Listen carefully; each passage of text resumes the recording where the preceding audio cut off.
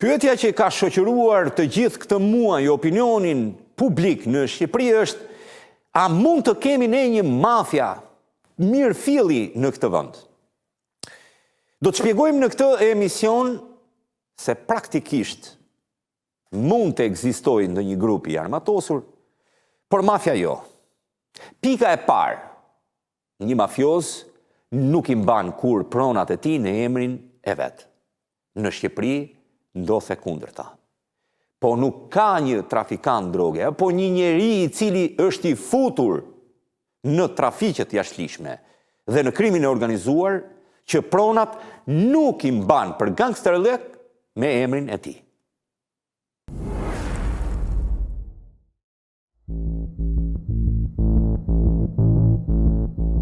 Ti thuash dikujt mafioz në Shqipëri, zakonisht duhet kesh parasysh të përshkruarin e një personi që është pjesë ose vepron sipas modelit të një organizate kriminale të strukturuar, ndonjë antari të Koza Nostrës, të ndonjë karteli meksikan apo jakuzës japoneze.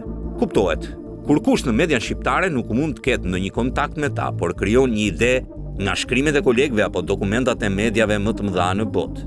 Ashtu si shpjegohet nga ekspertët më të mirë të kriminalistikës në glob, karakteristikat kryesore të një mafiozi janë: veprimi në kuadër të një strukture hierarkike të krimit të organizuar, përdorimi i dhunës, friksimit, korrupsionit për të kontrolluar territorin ose tregun, legalizimin dhe pastrimin e parave të pista, operimin përtej kufive të shtetit ku ka nacionalitetin e me radhë. Shumë prej këtyre karakteristikave çdo kush në Shqipëri mund t'i plotësojë.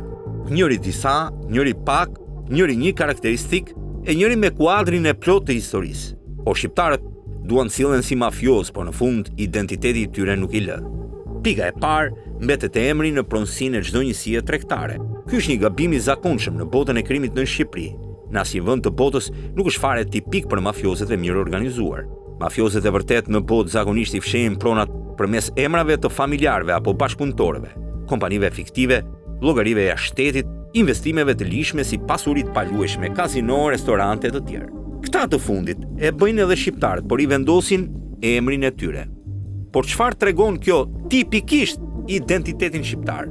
Kur dikush i vendos pronat në emrin e vet, tregon arrogancë, bindje se ka mbrojtje politike ose juridike. Edhe shteti më i lodhur në botë të mundi në çdo pikë vetëm me një dokument kur i vjen koha. E bën më të lehtë për autoritetet të konfiskojnë pasurinë. Nuk është mënyra standarde se si vepron një mafia profesionale. Marrim një shembull: Koza Nostra apo Ndragheta përdor rrjete shumë të sofistikuara për të fshehur pasurinë. Nuk është praktik që të kenë prona në emrin personal. Gjithçka kalon përmes njerëzve të tretë. Karteli i Sinaloa investojnë në toka, biznese dhe kompani jashtë Meksikës, por pothuajse asnjëherë në emër të drejtë për drejtë të liderëve. Ata përdorin një rrjet të tërë testesh të besueshmërisë për të kontrolluar njerëzit që do të menaxhojnë pasurinë. Por çfarë ndodh në Shqipëri? Në 100% të rasteve, personat e përfshirë në trafik droge i vendosin pasuritë në emrin e tyre. Kjo ndodh se mendojnë se shteti është i dobët dhe ka korrupsion të lartë, ose kanë ndonjë mbrojtje politike. Por një trafikant droge mund të quhet mafioz nëse është pjesë dhe vepron si një pjesë e një strukture të organizuar kriminale. Vendosja e pronave në emrin e vet e përjashton këtë, por tregon një mangësi në profesionalizëm kriminal, diçka që zakonisht shmanget nga mafiozët me përvojë. Sigur të silleshin shqiptarët si mafioz, sot SPAK do të kishte 0 prona dhe parat konfiskuara dhe të sekuestruara. Fakti që ka shumë tregon se çdo kujt që është arrogant në krimin e organizuar i vjen fundi financiarisht.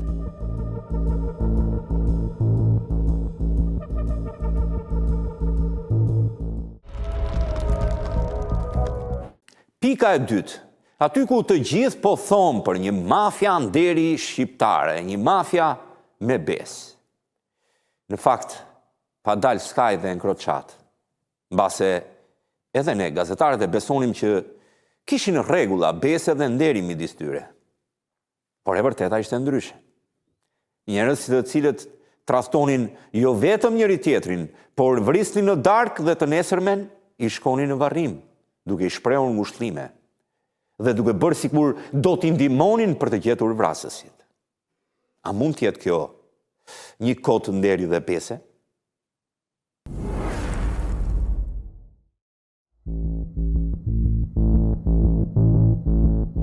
Çfarë nuk shkruhet për mafian shqiptare në botë? Në fakt, dikur e mendonin të gjithë që mafia shqiptare kishte kode, nder dhe bes. Dhe kjo ishte ajo që e dallonte nga të tjerët. Me që këtë çorbe gatuan të huajt, në fakt, edhe një pjesë e shqiptarëve e pranuan si të tillë, sepse ju duk histori e bukur. Mediat ndërkombëtare shpesh e përshkruajnë mafian shqiptare si një organizatë kriminale me një kodë të fortë nderi dhe besnikërie, të ngjashëm me atë të mafias tradicionale siciliane. Ky kod i njohur si besa është një koncept themelor i kulturës shqiptare që përfaqëson besimin, nderin dhe mbajtjen e fjalës së dhënë. Në kontekstin e mafias shqiptare, besa është një betim solemn që një antar i ri bën gjatë procesit të rekrutimit. Ky betim është i shenjtë dhe konsiderohet si një kontratë verbale besimi. Në veçanti në Shqipëri, kur dikush të jep besën, ai të ka dhënë jetën e tij dhe do të mbrojë me jetën e tij. Ky koncept është thelbësor për strukturën dhe funksionimin e grupeve kriminale shqiptare, duke i dhënë atyre një ndjenjë të fortë të solidaritetit dhe besnikërisë brenda grupeve. Pralla shkon edhe më tej se mafia shqiptare është e organizuar në klane të fuqishme, të cilat shpesh janë të lidhura me grupe të tjera kriminale ndërkombëtare, si mafia italiane dhe grupe të tjera të trafikut të drogës. Këto klane janë të strukturuara në mënyrë hierarkike me një kryetar dhe një zëvendës dhe funksionojnë sipas parimeve të besës. Ky sistem, thon mediat e huaja, i besnikërisë dhe i nderit është një nga arsyet pse grupet shqiptare janë të njohura për besnikërinë e tyre ndaj njëri tjetrit dhe për ndëshkimin e tradhtisë në masa të rrepta. Mafia shqiptare është aktive në shumë aktivitete kriminale ndërkombëtare, përfshirë trafikun e drogës, prostitucionin, pastrimin e parave dhe trafikimin e qenieve njerëzore. Ata janë të njohur për përdorimin e dhunës dhe frikës për të arritur qëllimet e tyre dhe shpesh përdorin kanunin si një justifikim për akmarrje dhe mbrojtje të nderit të grupit. Ky kod i nderit është një nga arsyet pse këto grupe janë të vështira për tu infiltruar dhe shkatruar nga autoritetet ligjore. Po ti lexosh këto përpara përdorimit të skaj dhe necrochat, mbas edhe i beson si të vërteta. Por pas tyre, çfarë njohëm? Një mafia tjetër. Një mafia tipike që ka frikë edhe kur kryen vrasje të thot unë e bëra, përkundrazi, të vjen në varrim, të qan hallet me ty, përdorin intrigën duke të thënë se dikush tjetër ta ka vrarë dhe se si mund të ndihmojnë në informacion. Kur ti je futur në këtë qerthull, je aq larg në krim sa nuk del dot më dhe e beson një gjë të tillë. Nëse ka vërtet një mafia moderne shqiptare dhe nëse ajo ekziston, absolutisht duke u bazuar në provat e reja të SPAK, ajo nuk ka nder, nuk ka bes, nuk ka asnjë lloj kodi. Por ka dhunë, ka gjak të tepruar, ka intrig me shumicë. Pra praktikisht, nëse është mafia, nuk mund ta quash shqiptare. Mund ta quash fare mirë tribale. Por një shqiptar mund ta përshkruash si të tillë, jo thjesht një kriminal i dhunshëm, por një strateg, një aktor dhe mbi të gjitha një mjeshtër i perceptimit. Ai vret një kundërshtar, por shfaqet në varrim si i tronditur, duke shfaqur empati të rreme. Më pas ai përdor këtë rast për të dhënë një informacion të rrem që një kundërshtar tjetër e ka kryer vrasjen. Ky informacion shërben për të shtyrë palët në konflikt me njëra tjetrën, pra përçarje, dobësimi i armikut përmes mashtrimit, jo përmes përballjes direkte.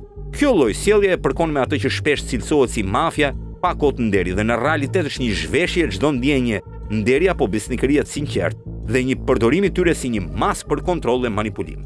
Tradicionalisht në kulturën shqiptare, besa është një formë supreme e nderit. Një fjalë që nuk thyet, një premtim për paqe ose mbrojtje, shpesh i shenjtëruar. Por mafiozët shqiptar nuk mund të kenë asnjë lidhje me një gjë të tillë. Por ka kod të nderi, por ai nuk është i mafias.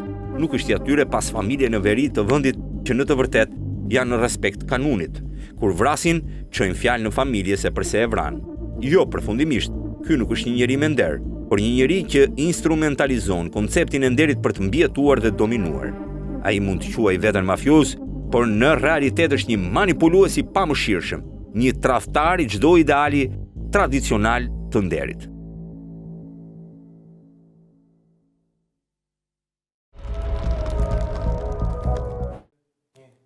Në një pikë të tretë, mafia vendos diktat në çdo shtet ku ekziston. Kështu ndodh në Kolumbi, kështu ndodh në Meksik, kështu ndodh në Itali, kështu ndodh kudo. Në Shqipëri nuk vendos dot diktat. Një fort nga Durrësi nuk mund të bëj kurrë si fort në Shkodër. E një nga Shkodra nuk mund të bëj në Vlorë. Hasa i Vlorës nuk mund të bëj qoftë edhe në Korçë. Në Elbasan, jo e jo. Kështu është e ndarë Shqipëria.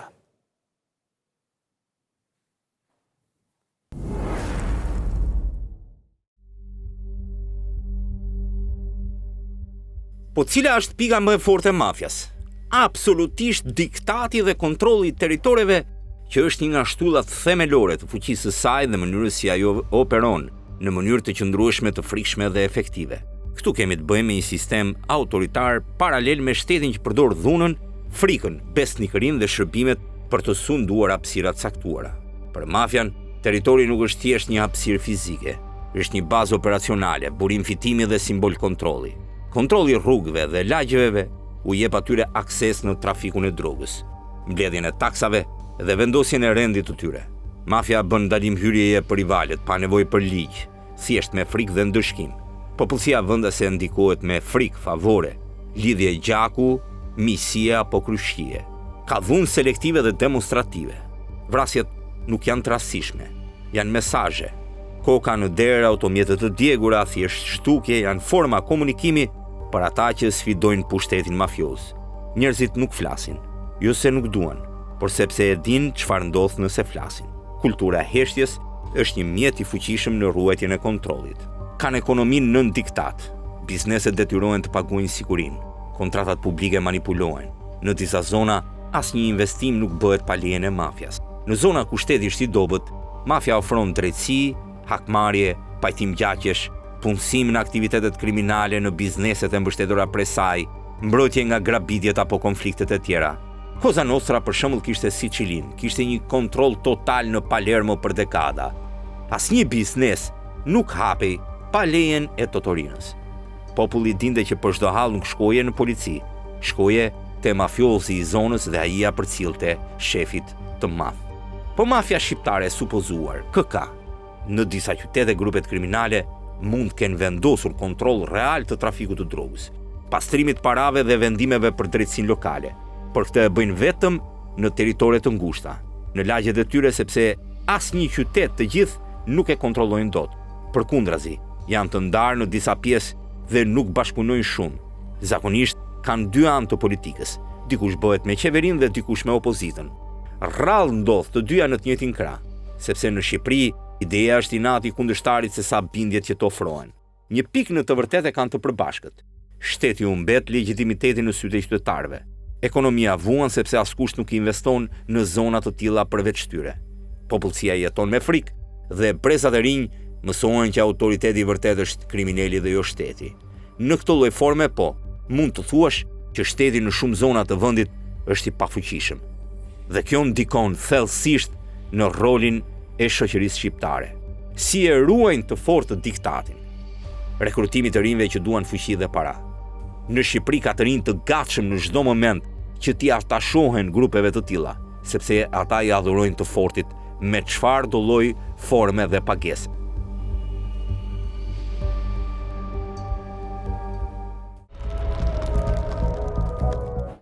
Mafia ka kube, mafia ka komisionin e vet, mafia ka bashkim organizatash dhe vendosje nga ata që i drejtojnë. Ka në Shqipëri një komision. Dhe a mund të bien dakord në Shqipëri 4 apo 5 drejtues organizatash për të qenë një të vetme? Çdo gjë mund të ndodhi. Edhe mund të bjerë në një komet në botë, por kjo në Shqipëri nuk ka për të ndodhur kurrë. E praktikisht, kjo do të thotë që nuk jemi as në fillesat dhe as në ëndrat për të patur një mafia shqiptare.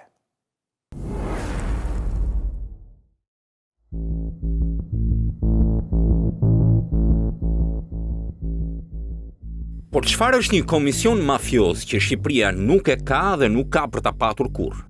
Sepse shqiptarët nuk mund të bien në mendje për të krijuar një komision mafioz, sepse për nga natyra për çdo gjë duan të vendosin vetë në territorin e tyre. Komisioni mafioz është një strukturë udhëheqëse kolektive që ka për qëllim të shmangë përplasjet e brendshme dhe të ruajë rendin brenda botës kriminale. Çfarë është komisioni? Në kuptimin klasik të mafias, si Cosa Nostra në Itali, komisioni është një organ qendror drejtues, një bord i krerëve të familjeve mafioze që zgjidh konfliktet mes klaneve. Vendos mbi ndëshkime të rënda, duhet vrarë një antar që ka thyer rregullat apo jo, koordinon aktivitetet kriminale që prekin disa grupe njëherësh, trafikun e drogës, kontrollin e të tjerë, vendos rregulla loje. Kush dhe çfarë territori mban. sa përqind i takon dhe cilat janë linjat që nuk duhen prekur. Ky komision është një instrument për stabilitet. Tani ta marrim këtë kontekst dhe ta vendosim në Shqipëri. Sa mundësi ka të ndodh? Zero. Këtu të gjithë vrasin njëri tjetrin pa pikë mëshire për 1 apo 2 kg drogë të humbur. Nëse dikujt i kanë vrarë vllan ose një tafërm, kur kusht nuk mund të mendoj se do marr leje në një komision mafioz për të marrë hakun e tij apo jo. Mafia ndonjëherë ka rregulla të pamëshirshme. Në botë duhet durosh humbjen familjare nëse të ndodh që rastësisht të zhvrar dikush i afërm. E marrim një shembull tipik të Cosa Nostrës dhe komisionit të famshëm të Palermos. Në vitet 50-60, Cosa Nostra krijoi një komision të përhershëm në Palermo, me përfaqësues nga të gjitha familjet e mëdha. Udhëhiqej nga një kapo dei kapi, kreu i krerëve, por funksiononte me konsensus. I pari e ndali për një farkohë gjakderdhjen e brendshme midis klaneve. Kishte fuqi të plot për të ndaluar ose lejuar një vrasje të caktuar. Sistemi funksionoi derisa erdhi në fuqi Totorino dhe prishi balancën dhe mori gjithçka me dhunë, duke çuar në luftë mafioze dhe në fund goditjen nga shteti. Pse në Shqipëri nuk ka një komision të tillë? Në Shqipëri krimi i organizuar është i fragmentuar, me shumë banda të vogla, shpesh lokale, me lidhje të dobta mes tyre. Është egoist. Çdo bos kërkon të jetë lider absolut, pa njohur hierarki të jashtme. Pa strukturë të përhershme, lidhjet janë të përkohshme për interesat të momentit, indikuar nga gjakmarrja dhe ndjenjat personale. Shumë vendime merren nga krenaria dhe akmarrja, jo nga kalkulimi strategjik. Pra mungesa e një kulture konsensusi dhe dëshira për dominim personal e bëjnë të pamundur krijimin e një komisioni mafioz shqiptar. Por po të kishte një komision në Shqipëri, nuk do të kishte një luftë të shpeshtë mes bandave.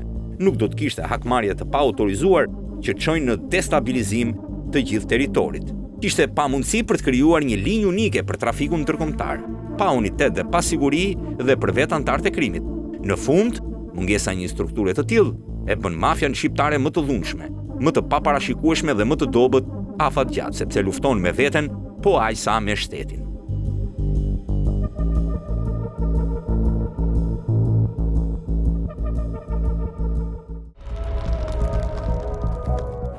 Por pse lindi një histori e tillë?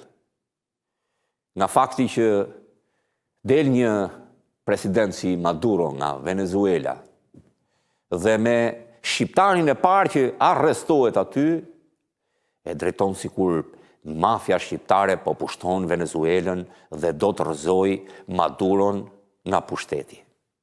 Atë që CIA dhe Amerikanët nuk po e bëjnë dot për një dekadë me radhë. Atë që e gjithë bota nuk mund ta bëj, Maduro e hedh në treg sikur një shqiptar i cili po kapet në aeroport kishte vajtur për të hedhur atë nga pushteti.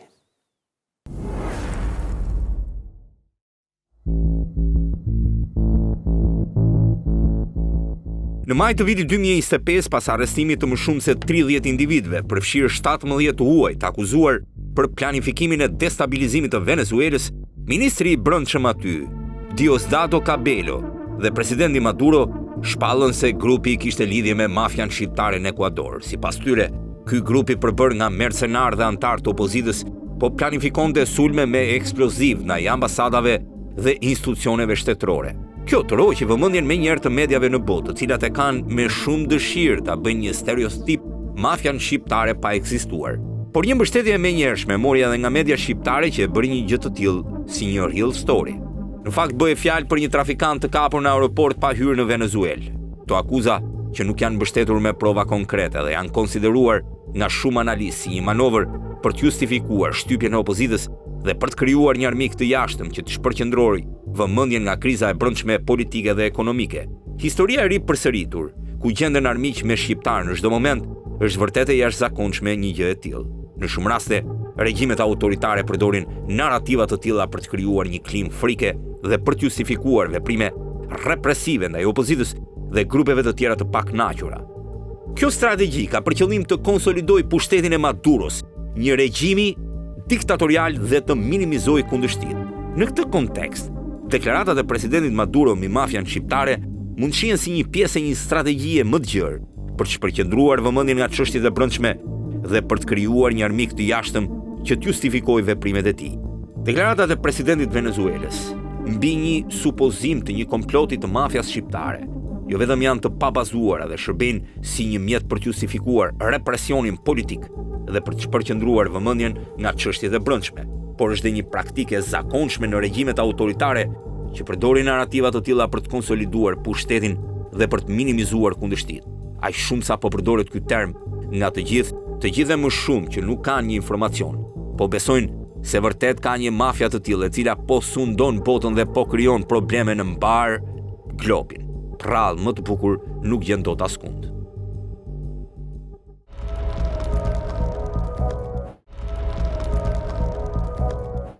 Mirë po, edhe Italia ka filluar të ketë dyshime për ndonjë ekzistencë të ndonjë mafieje shqiptare. E kryesisht janë ata prokurorë të antimafias, të cilët për të rritur interesin e punës së tyre, për t'i dhënë vlera punës së tyre kur godasin, krijojnë alibi me mafia shqiptare. Piles ka ndonjë ekspert në Itali që thot ja kalon dhe ndragetës. Kjo vërtet që hyn në një histori prallë.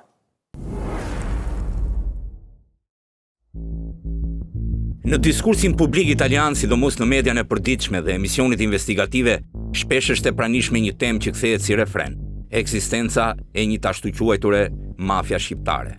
Tituj sensacional dhe deklarata të bujshme nga disa ekspert apo gazetar që krijojnë imazhin e një strukture kriminale të mirë organizuar, që thuhet se po rivalizon apo madje ja ka kaluar organizatave tradicionale si Ndrangheta apo Cosa Nostra.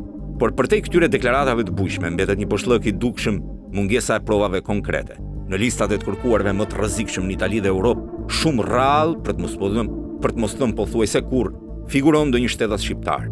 Hetimet e antimafias ndonë se shpesh përmendin praninë e shqiptarëve në trafik droge, nuk ofrojnë struktura të qarta hierarkike apo prova të mirëfillta që do të justifikonin përdorimin e fjalës mafia në kuptimin juridik dhe kriminal që ka në Itali.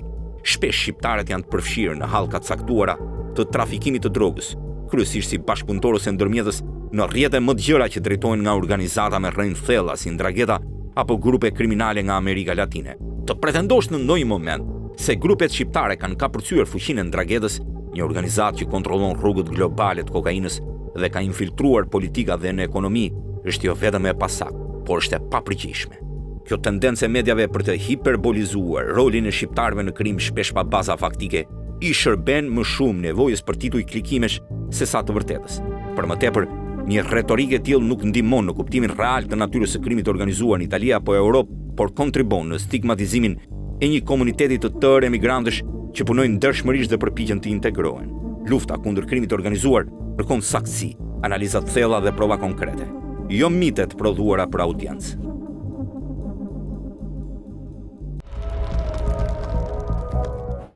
E po të hysh të merresh me të gjithë këtë stereotip, si kur mafia shqiptare në botë e ekziston dhe është më e fuqishmja, duhet gjesh dhe në ndonjë zanafill. E absolutisht, aty ku janë të drejtuar sytë e gjithë botës, në Hollywood, sepse fundja fundit ajo është media më e madhe në botë, do gjesh raste pafund me shqiptarët. E nuk do marrim në konsiderat tekën ajo që i bëri më të famshëm kudo. Jo, do të marrim pikërisht një film tjetër, i bërë në Hollywood, dhe ku protagonist është dhe diktatori Enver Hoxha.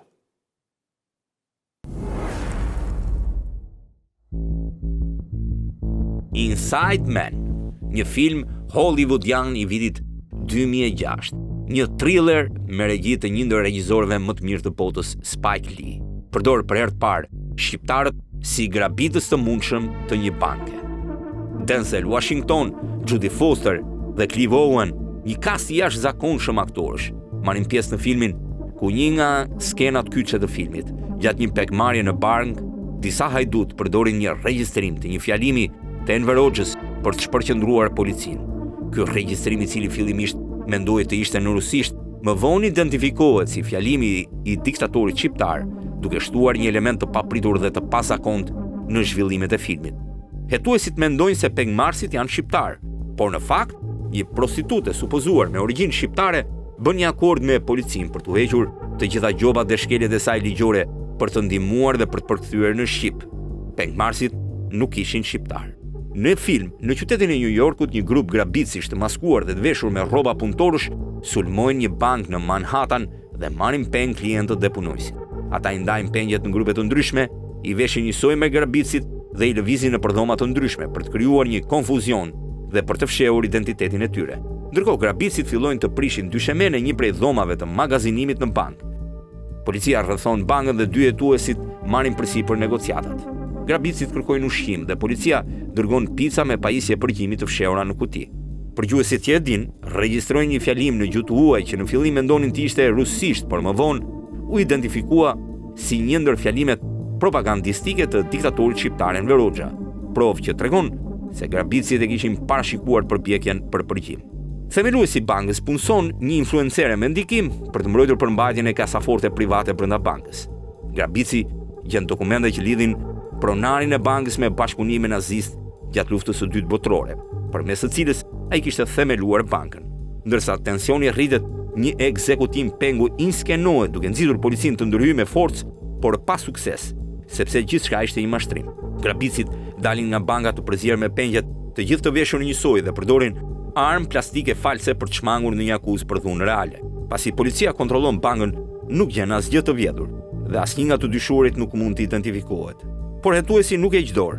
Ai zbulon se kasaforta me numrin 392 nuk është regjistruar asnjëherë që nga themelimi i bankës më 1948. Me një urdhër kërkimi ai hap kasafortën dhe gjen një unaz diamanti me një shënim, që thot ndiq unazën.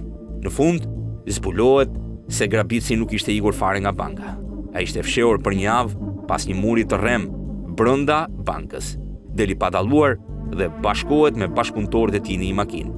Gjatë përplasjes së qëllimshme me hetuesin në dalje, ai i fut një diamant në xhep si një mesazh për të ndjekur të vërtetën. Pas kësaj, filluan prallat e filmit Taken.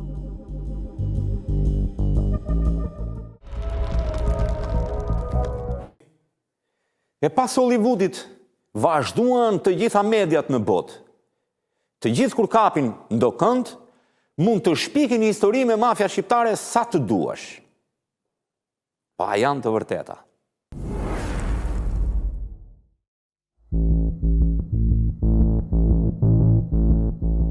Në vitet e fundit, një pjesë e konsiderueshme e mediave tabloide britanike është përqendruar me një zell të jashtëzakonshëm në përshkrimin e shqiptarëve si mjeshtrat e trafikut të drogës në Mbretërinë e Bashkuar.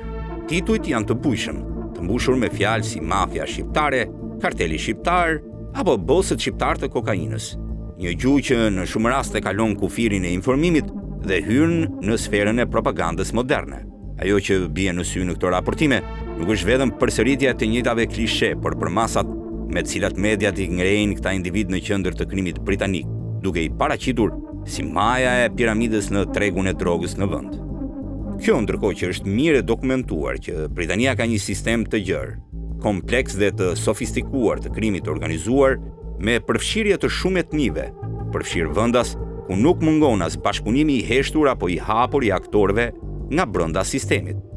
Në një vend që ka një nga shërbimet më të fuqishme të zbatimit të ligjit në botë, është e pabesueshme që tabloidët përpiqen të krijojnë idenë sikur një grusht shqiptarësh sado të dhunshëm apo të organizuar kontrollojnë rrjetet e furnizimit me kokainë, sikur kjo të ndodh jashtë çdo kontrolli institucional. Realiteti është shumë kompleks dhe nuk e fillon dhe nuk mbaron me shqiptarët. Në fakt, ajo që duket se i irriton më shumë këto tabloide nuk është vetë trafiku i drogës, i cili ekziston prej dekadash në Britani, por mënyra se si disa shqiptarë të përfshirë në këtë aktivitet e shfaqin jetën e tyre luksoze në rrjetet sociale. Makina të shtrenjta, shtëpi moderne, para kesh dhe videoklipe me muzikë. Është pikërisht ky ekspozim publik, kjo sfidë ndaj shtetit të rendit, që duket se i ndez nervat e mediave shumë më tepër se sa vetë krimi. Në vend që të merret me rrënjët e problemit, përfshirë kërkesën e madhe për drogë në tregun britanik, korrupsionin institucional dhe dështimet sociale që i japin jetë krimit, tabloidi zgjedh rrugën më të lehtë, krijojnë një armik të qartë, të huaj, të njohshëm dhe me të gjitha klikues. Ky lloj raportimi jo vetëm që po e deformon realitetin, por ndihmon në ndërtimin e një stereotipi të rrezikshëm, ku çdo shqiptar shihet si i lidhur me krimin. Një qasje që është jo vetëm e padrejtë, por edhe e rrezikshme për një komunitet që në pjesën dërmuese është i integruar punëtor dhe i respektueshëm ndaj ligjit. Në fund të fundit, tabloidet ka nevojë për tituj dhe histori që shiten, dhe në këtë 3 klikimesh, shqiptarët janë kthyer në mark pavarësisht të realitetit.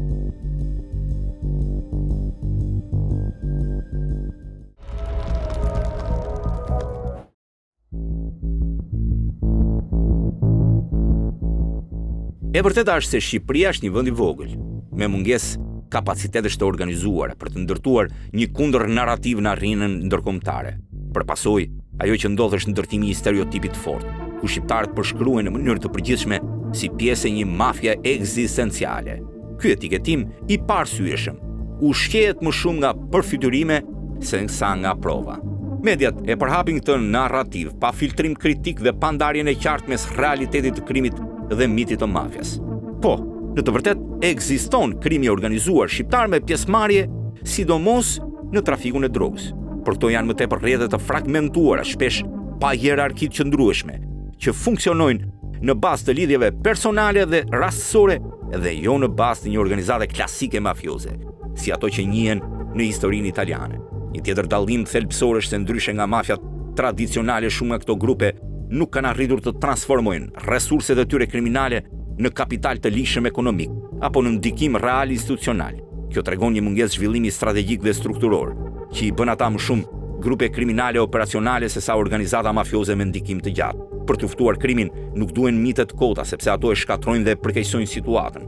Të përfitosh nga fakti se qeveria e Shqipërisë nuk ka fare zë në arenën mediatike ndërkombëtare, nuk duhet të përkthehet në heshtje përballë deformimit të realitetit. Ndonjëherë qeverisë aktuale i shërben fakti këtyre miteve, sepse heq vëmendjen nga korrupsioni galopant që ka mbërthyer këtë vend.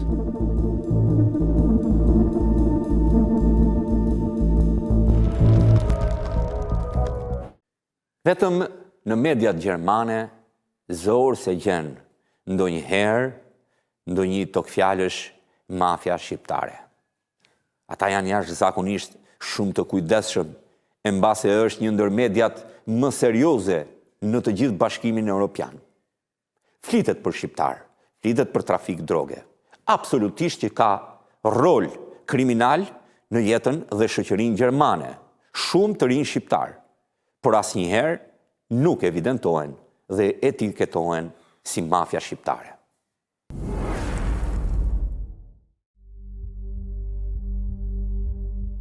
Në kontrast me këtë qasje sensacionaliste të mediave italiane, bie në sy serioziteti i medias gjermane.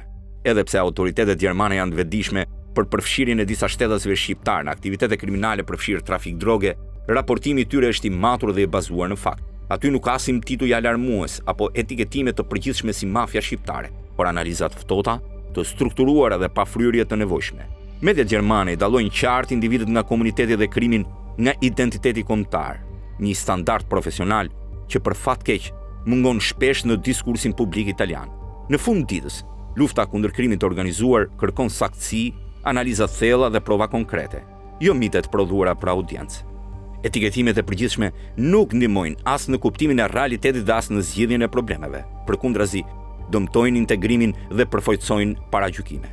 Duke qenë se Shqipëria është një vend i vogël dhe nuk ka fare qasje për të kundërshtuar këto media, po ndodh një stereotip i fortë i të gjithë që krijojnë prralla me Shqipërinë dhe fryn një mafia ekzistenciale.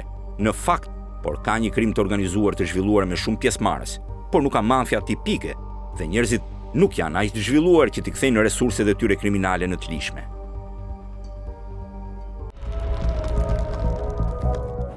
E i fundit që i dha një goditje është Ekuadori.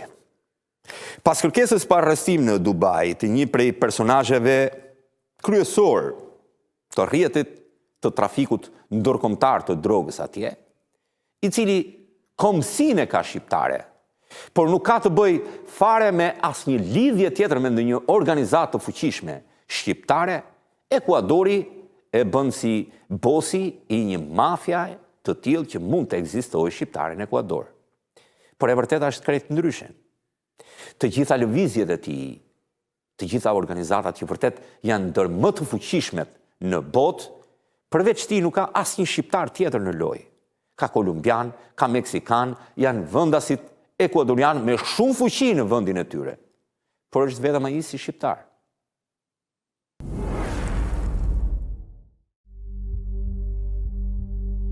Arrestimi i Dritan Gjikës në Dubai u pasua me njerë nga një val lajmesh që e shpallin kreun e mafias shqiptare në Amerikën Latine, një etiketim që më shumë i ngjason një skenari filmi se sa realitetit. Në të vërtet, Gjika ka qenë i përfshirë në një rrjet fuqishëm të trafikut të drogës në Ekuador, por si individi pozicionuar aty dhe jo si përfaqësuesi ndonjë strukture mafioze shqiptare. Ai nuk ka patur asnjëherë një organizat mirëfilli kriminale me bazë shqiptare, dhe aq më pak në një lidhje organizative me Shqipërinë apo me krimin e organizuar shqiptar në Europë. Ky është një tjetër shembull i qartë se si mediat për shkak të mungesës së informacionit të saktë ose për qëllime sensacionaliste tentojnë të krijojnë mitologji për mafian shqiptare, duke marrë individ të izoluar dhe duke i kthyer në bost ndërkombëtar. Realiteti shumë i ndërlikuar dhe shumë pak i strukturuar. Shqiptarët në shumicën e rasteve janë të përfshirë në operacione kriminale si pjesë e rrjeteve të përzierja ndërkombëtare, ku ata luajnë role të caktuara por jo domosdoshmërisht udhëheqëse apo qendrore. Etiketimi i çdo shqiptari të arrestuar jashtë si boss mafiozi, një mafia shqiptare globale, është një përpjekje për të ndërtuar një narrativ thjeshtëzuar dhe politike që i shërben frikësimit dhe klikimeve, por jo të vërtetës. Dritan Gjika vërtet që i ka shkaktuar shumë punë policisë vendase atje, sepse nga fuqia ekonomike që kishte, ishte përfshirë edhe në politikën, duke financuar fushata elektorale me 5 milion euro, që do të thotë se ishte përpjekur të ndërhynte në jetën sociale të vendit. Kjo kishte sjellë pasoja të rënda në politikën aktuale, pasi presidenti që ai mbështeste ishte i zhytur në korrupsion dhe më pas dadoreqe. Aktualisht, Gjika ndodhet në Dubai, por ai nuk mund të ekstradohet për shkak të një fuqie të madhe ekonomike që ka dhe biznese që ka ngritur pikërisht aty.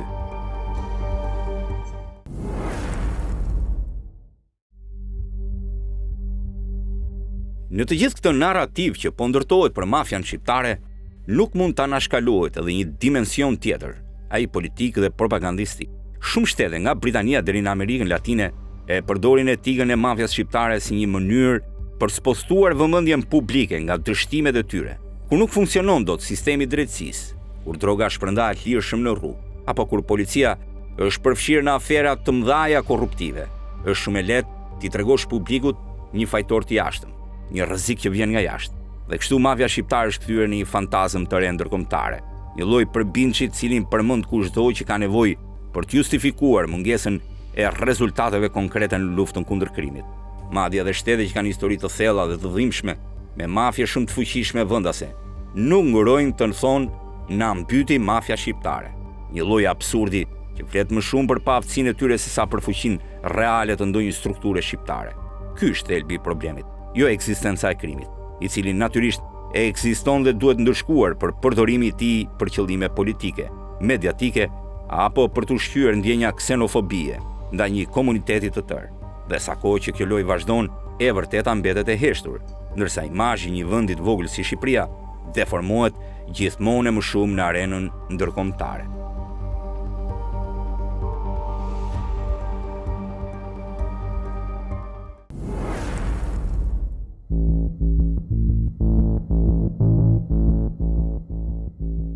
Një tjetër mit që i bashkangjitet shpesh termit mafia shqiptare është ideja se këta individ kanë krijuar tashmë një sistem mirëfilli pastrimi parash që ndikon në tregje, investimi apo ekonomi të tëra. Në të vërtetë roli i tyre në aspektin ekonomik, edhe kur përfshihen në pastrim të ardhurave kriminale, është thellësisht periferik, për të mos thënë inekzistent në nivel global apo europian. Shumica e këtyre individëve i investojnë fitimet e tyre në prona të vogla, biznese, si lokale, nate, lavashe, restorante apo apartamente në qytete periferike. Këto janë forma të thjeshta dhe shpesh të pasigurta të investimit që nuk kanë asnjë ndikim real në sistemin financiar ose ekonomik të një vendi. Ndryshe nga organizatat e mëdha mafioze si Ndrangheta apo kartelet meksikane, të cilat injektojnë miliarda në biznese të lishme, ndërtojnë rrjedhe financiare dhe shpesh korruptojnë zyrtar të lartë, grupet shqiptare nuk zotrojnë as kapacitetin, as ekspertizën dhe shpesh as vizionin për një strategji të tillë. Edhe mënyra e tyre të jetuarit, shpesh e orientuar drejt shfaqjes dhe jo strukturës, tregon më shumë si një krim të pasistemuar dhe emocional, sesa një strukturë të ftohtë mafioze që di të ndërtojë perandori ekonomike. Ky është një realitet që shumë media dhe ekspert zgjedhin ta injorojnë. Por krimi ekziston dhe po disa shqiptarë që janë përfshirë në të, por jo në mënyrën që përshkruhet. Të quash mafia shqiptare është jo vetëm një keq interpretim i realitetit, por edhe një provomim pa dashje e tyre duke i ngritur në një status që as nuk e kanë dhe as nuk mund ta kenë kurrë.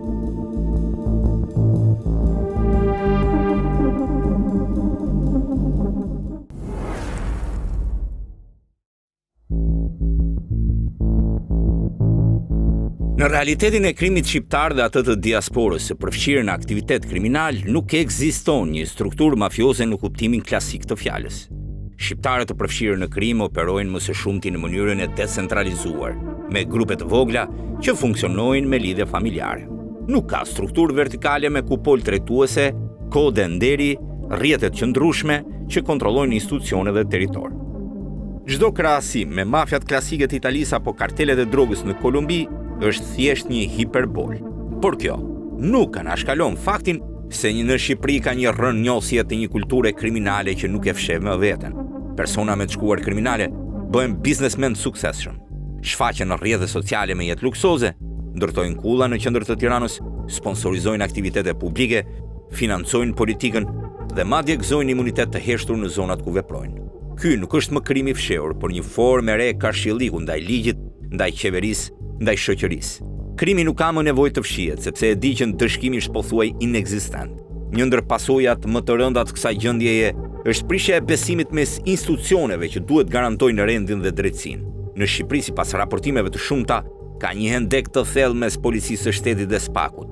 Prokurorët thonë në mënyrë publike se nuk kanë më besim te policia për hetime sensitive, jo vetëm për shkak të paaftësisë, por sidomos për shkak të rrjedhjes së informacionit dhe lidhjeve të dyshimta të zyrtarëve të policisë me botën e krimit. Në një shtet normal, bashkëpunimi mes këtyre dy strukturave është themelor për të luftuar krimin. Në Shqipëri ky bashkëpunim është zvendësuar nga dyshimi, frika dhe kalkulimi politik. Kjo është një shenjë e qartë që shteti është në tërheqje përballë krimit, dhe jo sepse nuk ka mjetet, por sepse mungon vullneti dhe guximi. Korrupsioni sistematik, investimi parave të pista dhe mos ndërshkueshmëria. Shumë nga paratë që rrjedhin nga aktiviteti kriminal brenda dhe jashtë Shqipërisë nuk hynë në ekonomi përmes mekanizmave të sofistikuara të pastrimit. Siç ndodh në mafjat e mëdha, ato hynë drejt për drejt në tregje të lira si ndërtimi, hoteleria, lokalet apo pasuritë e paluajshme, ku kontrollet janë të dobta dhe korrupsioni është i pranishëm. Pra përkundër legjendës së ndërtuar nga mediat e huaja, to para nuk ndikojnë në mënyrë serioze në ekonominë globale, por deformojnë rënd ekonominë shqiptare, duke rritur çmimet, duke përjashtuar konkurrencën e ndershme dhe duke thelluar pabarazit.